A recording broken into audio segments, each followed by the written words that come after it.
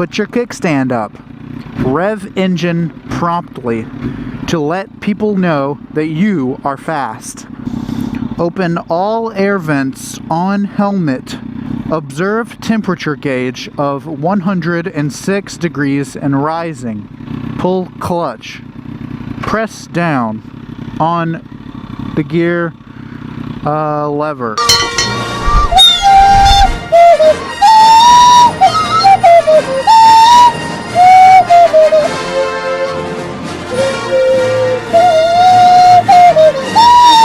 Hello YouTube family.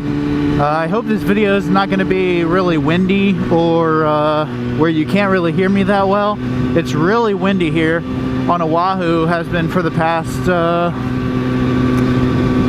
week or so, and also there's a lot of rain. We are going to try to not fall today in the little water spots that are all over the road. Today I want to talk to you guys about something that I've always heard on YouTube, I've always seen on YouTube, let me rephrase that. I want to talk to you guys about a subject that I have always been talked to about or looked up videos about, and it's pretty popular with beginner riders or riders who want to get into motorcycle riding. And that topic is, what bike should a beginner rider have or get? And the reasons why they should or should not get a bike. Alright guys, so let's start this thing off from the very beginning. You are a brand new to the street bike world person. You want to get into street bike riding, whether you have already been dirt bike riding for 1 year, 10 years, you've never ridden on the street before, or you've only ridden your buddy's Gixxer 600 that he has all clapped out with everything lowered, loud exhaust, and you want to be super cool just like him, and you want to ride on the road and be a hooligan like your Gixxer bro is. That's the picture I'm painting for you. That's what we are. And you are searching Craigslist, searching through the Facebook marketplace, and you're trying to find that awesome bike that will be able to keep up with this Gixxer 600 guy, your best friend, and also not look like an absolute dingus in the process. So you're looking at other Gixxers, the 600s, the 750, so you can have 150 extra cc's than your friend. You're looking at all these 10-year-old 1000 cc sport bikes because 1000s are so cool. And you're looking up YouTube videos on beginner bikes to buy, and you're looking at all these things all at one time. It's a absolute slam of information if you don't know what you're doing, if you don't know what you're looking for, if you don't know anything about street riding, and you just want to be with your friend because you rode dirt bikes with him twice in his backyard.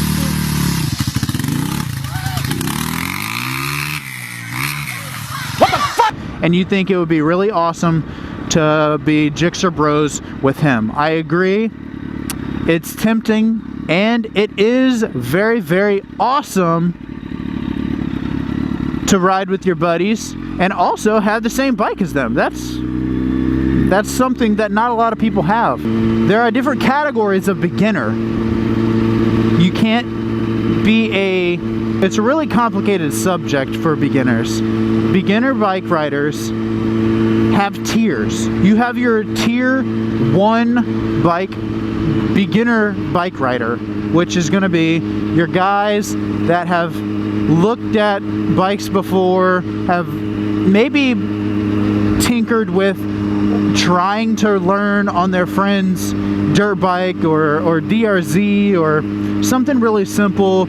You've tried to learn on that before, but you can't, you never really nailed the whole clutch, gear shifting, 1 down, 5 up, in the middle of first and second gear is neutral. You never really nailed that exactly. So that would be my tier 1 riders who have little to no experience on a street bike. Those guys are obviously gonna have a lot different bikes that a lot of people think that they should get than someone who has ridden professional motocross at the age of 14 years old, and they know how to ride that clutch. They know what the tail end is going to do whenever you slam on the back brake. They know how to ride in dirt. They know how to ride successfully. That person is going to have a lot different selection of motorcycle than your typical tier 1 beginner. So I'm going to start with tier 1 bikes, tier 1 beginner bikes that I think would be excellent choices for them. It depends on what you want and what style you're going for. Probably whatever you think looks cool or whatever your friends have, that's probably going to be what you want. If it's not, then that's great. You know, variety is awesome, especially when you're riding in a group, because you can switch off bikes if you're good enough friends and you trust them enough to be on your bike. It is awesome to be able to put your leg around something different than what you are currently riding, or you ride every day, or you ride on weekends. So it's a really cool experience. If you're looking for a super sport style bike, you want something that leans you over, that goes fast, that looks cool for a tier 1 beginner, would be in the realm of your typical R3, your Ninja 300, even older model Ninja 250s, all of that stuff. You can even get into Ninja 400. All of your single cylinder or parallel twin cylinder bikes, low CC bikes, are going to be friendly with absolute beginner motorcycle riders. Those bikes are made for beginners, and you will learn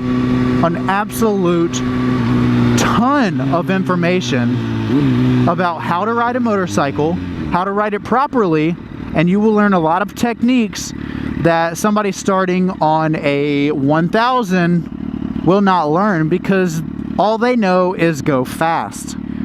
All those 1000, like I will admit, on this bike right here, I am not going to learn as much as if I had a 600. I would learn more information faster if I were on a smaller displacement bike than a bigger one. A bigger one teaches you to go fast, and that's all you know. As a young motorcycle rider, all you know is to go fast, because that's what it does well, and that's what it does the easiest. So as a beginner, smaller displacement bikes are going to benefit you, because you're going to have techniques that you're going to learn other than going fast. If you want a sport bike, but you don't want to lean over as much, maybe you don't feel comfortable with that, because whenever I was first getting into motorcycles and I was throwing my leg around all kinds of bikes, super sports did not feel comfortable to me at all. They felt very like I was gonna fall over all the time, and it took me a while to get used to that feeling of leaning forward on a bike. I wanted to be comfortable, and I wanted to be upright or laying back just a little bit. And if you're one of those types of people that are not 100% comfortable on a motorcycle leaning forward, then a bike for you would be Honda makes the CB300. Suzuki has their bike that is more upright than your Ninja counterpart. If you're looking for a more upright position, Go throw your leg around a Suzuki, go throw your leg around the Ninja, and see how they feel, and pick one that you are comfortable with, because this is a bike that you are going to need to be comfortable on riding, or you're not going to learn as much information as fast, because you're going to be too focused on getting comfortable on the bike versus the proper ways to ride the bike. And there are also a plethora of bikes, cruiser bikes. You can get into bigger CC cruisers and still be comfortable, because a cruiser is not made to be as abrupt as sport bikes are. So you can get more, you can get away with more riding a cruiser than you can a sport bike as a beginner rider, because they aren't as jerky and they forgive the rider a lot more for the movements that they do, and it's a lot more comfortable. It's just whatever you want as a rider, that's what you're going to have to look for. You're going to have to get comfortable. You're going to have to sit on these bikes and figure out what you want out of riding. Alright guys, so now that we're done with tier 1 very beginner riders starting on the street, let's move to more experienced riders. So if you understand throwing your leg over the bike, starting the bike, putting the bike in gear and taking off, and then coming to a stop and turning and braking and everything without anybody's help, all by yourself, then I would say that you are experienced enough and understand enough to get something other than one of those bikes. So for you guys that are more experienced but have never been on the street before, but like I said, you understand what you're getting yourself into whenever you put your leg around a bike, larger CC bikes are probably going to be more beneficial to you, because you don't need that beginner stage of learning how to feather the clutch whenever you're on a hill. You don't need to learn how to control your skid whenever you lock up the back wheel and you don't know what to do. You know a little bit more about that beginner rider, so you're going to benefit more from a medium-sized bike versus a very small bike.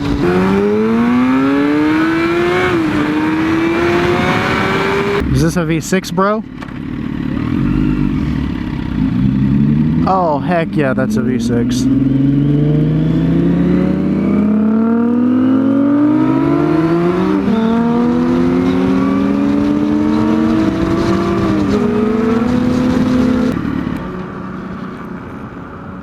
Let me see how much gas I have.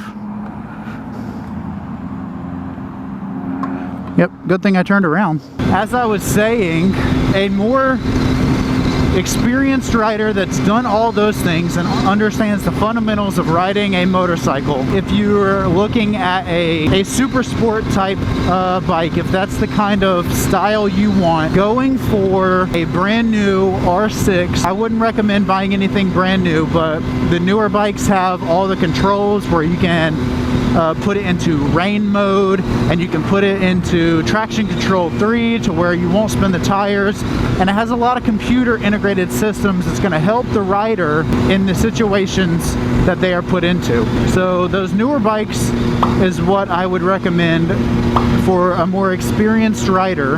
A newer R6, a newer ZX6R, a newer mid-class super sport bike, I think is going to be more beneficial than a beginner bike, because you're going to feel like you want more if you get a smaller bike. It's not bad to get a smaller bike. It's not bad to get a bigger bike outside the class that you are skilled to ride in. You're going to get the prime amount of information out of riding from a bike that you understand. So if you don't understand a lot about bikes, then you need a bike that isn't a lot of bike. If you do understand quite a bit about bikes, then now you're going to benefit more from a bike that understands that this rider could be a beginner, but also wants a little bit more than a 300, like a R6, a ZX6, all of these 600 class super sports. A lot of them these days, the newer ones, have the integrated systems into the computer to help the rider ride comfortably. If you know that your tire has a little bit extra traction behind it because that computer is paying attention to the wheel spin, it's going to make you more comfortable as a rider, and you're going to be in the level that you should be, in the skill level that you should be riding that bike. I'm not shying away, people, because I was in that boat. Oh my gosh. Don't come to Hawaii. Look at that. $389. That's an insane price. All right, let's get back to this. Oh, I don't have a kickstand. Just kidding, I do. Now we gotta attempt to get back on this road. Look how much traffic there is. All right, guys, so you're gonna have to bear with me. That gas station stop kind of tainted my thoughts on where I was. But I do enjoy whenever you get gas on a nice hot day like this in Hawaii, and your tank is nice and cool from all of the beautiful drink that you have given your beast. If you are inexperienced and you go hop on an R6, you are going to be afraid of what that bike can do, knowing that it can get up to 150 miles an hour. You are going to be scared enough on that bike to where it's going to hinder your ability to properly learn how to ride on the street.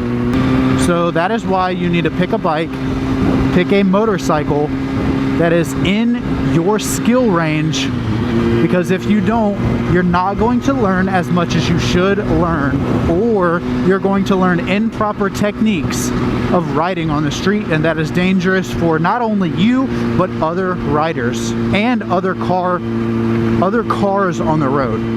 So let's say you are an experienced rider wanting to not lay down as much and you want a more standard seating position bike, then what would be options for you? I'm sure you already know. Coming across this video is not going to be a surprise to you that the Ninja 650 is going to come up. Yamaha counterpart, which is the MT-07 or FZ-07, they are acceptable enough to where you're not laying down. It's a very comfortable ride, and also it has enough power and enough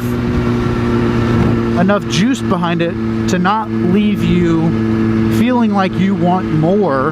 There's a lot of middle of the road, naked upright sport bikes or standard seating position bikes that are going to satisfy your needs. All you have to do is look them up. A lot of videos that I remember watching whenever I didn't have a street bike yet and I wanted to get into that world. I've ridden dirt bikes for a little bit of my life, so I knew how to take off. I knew to stop. I knew when the back wheel was sliding, what to do. I knew a medium amount of information about two-wheeled vehicles in the first place, so I knew whenever I wanted to get into this street bike world, I knew that YouTube was going to teach me, it was going to guide me, it was going to lead me to where I needed to be. And whenever I started seeing all of these videos about not getting an R6 and not getting a ZX6R and all of these 600 super bikes, it kind of like, I've never ridden those bikes before, so I didn't have any information to be against that theory. But whenever I hopped on this ZX10R after riding a street bike for a little while, I rode it for about a year, and I decided I had a cruiser at that time for about a year, and I knew I wanted to get into the sport bike world, the super sport world. So this one fell into the price range.